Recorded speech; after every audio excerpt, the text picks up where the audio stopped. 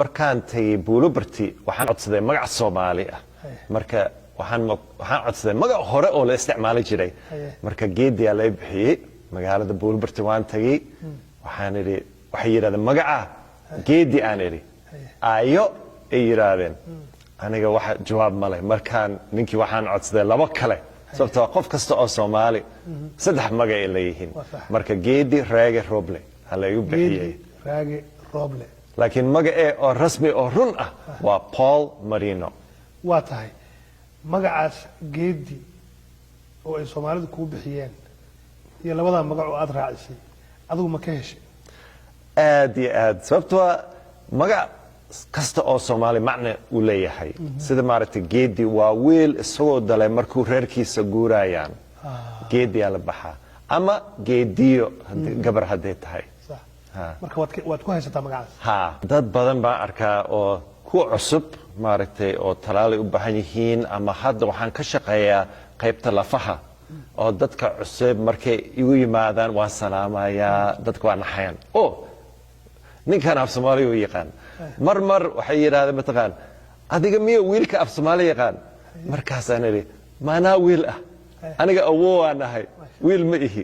marka waa yaabaya maxaa xusuus kugu reebay dadka Soomaalida aad dhihi kartaa aleeleh waxa aad xusuus igu reebaan in loobi karin runtii Soomaali markaan joogi jiray waqtiga nabad ay ahayd inta badan waa 86 ilaa 89 aniga xaskeyga oo si nabad dadka ay noo soo dhaweyn jireen reer Buulobarti oo waan isla shaqayn jirnay isbitaalka degmada Buulobarti wax badan baan ka faa'iideysanay oo xusuuso badan maaragtay waqtigii nabadda baan soo xusuusanaa waa tahay markii aad Soomaaliya tagaysay oo kugu horeysay wax fikrada ma ka haysatay Soomaalida anigana ninkii oo barnaamijkeeda qaabilsan Ahmed Ali Hayli waa isnaqaan oo anagu reer Milwaukee baan ahaa laakiin Soomaali runtii af Soomaali ma aqaan markaan Soomaali tagay Soomaalida waxba kama aqoon waa tahay markii aad tagtay wixii kugu horeeyay indhaha ku dhacay maxay ahaayeen horta ugu horeeyay waa markaan diyaaradda ee ka fureen waa bishii Febraayo waa bishii inta oo qabow ah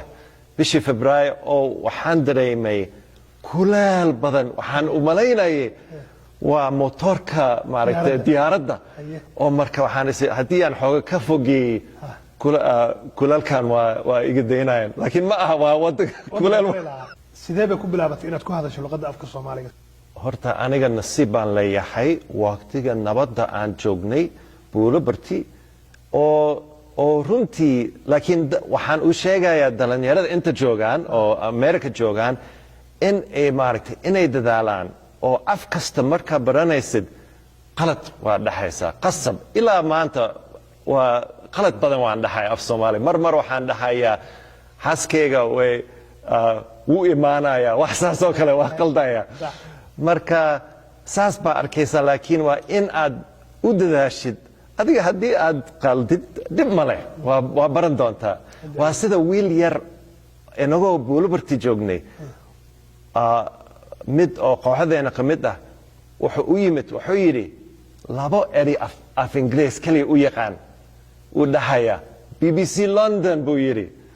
macnaha waa wiil geesi waay hadda waxaan u maleynayaa wiilkan professor inuu yahay maadaama geesi uu yahay ilaah waxaan ka baryayaa nabad inuu u geeyo waddanka Soomaaliya hadii Allah